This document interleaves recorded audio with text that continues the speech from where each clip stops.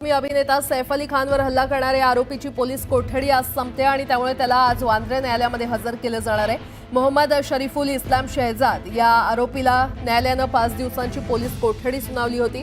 तो बांगलादेशी नागरिक असल्याने या प्रकरणी आंतरराष्ट्रीय धागेदोरे मिळण्याची शक्यता पोलिसांनी व्यक्त केली आहे। अशात आरोपीला भारतात येण्यास कुणी मदत केली, तो कसा आला, त्याला कागदपत्र बनवण्यात कुणी मदत केली, या विविध प्रश्नांची उत्तरे मुंबई पोलिसांना आता अटक करण्यात आलेल्या आरोपीकडून मिळवणं गरजेचं आहे। त्यामुळे वांद्रे पोलीस आरोपी शरीफुल याची पोलीस कोठडी वाढवून मागू शकतात आणि त्यामुळे आरोपीच्या पोलीस कोठडीत आणखी वाढ होणार का हे पाहणं महत्त्वाचं ठरणार आहे।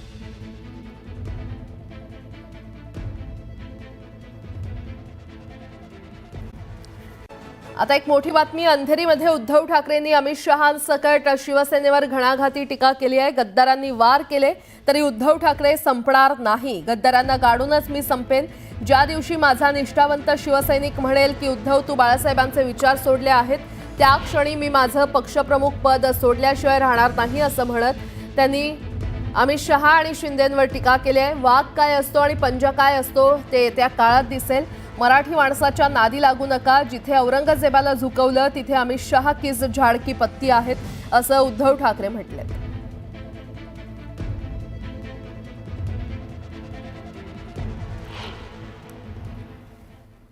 आणि मध्ये अब्दाली येऊन गेले,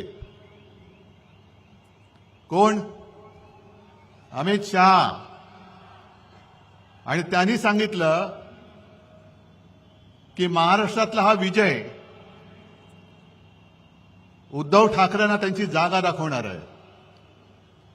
ठीक आहे अमित शहाजी, जखमी वाघ काय असतो आणि त्याचा पंजा काय करतो ते तुम्हाला येत्या भविष्यात दिसेल। मराठी माणसाच्या नादी लागू नका,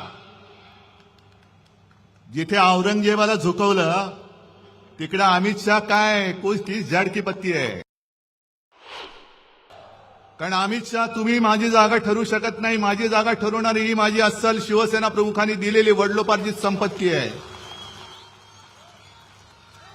आणि जे शिवसेना प्रमुख बोलायचे की जोपर्यंत तुम्ही शिवसैनिक आहात तोपर्यंत मी शिवसेना प्रमुख आहे, तेच मी सांगते की जोपर्यंत तुम्ही शिवसैनिक आहात तोपर्यंत मी तुमचा पक्षप्रमुख आहे। गद्दारांनी वार केले तर उद्धव ठाकरे संपणार नाही, गद्दारांना गाडूनच मी संपेन।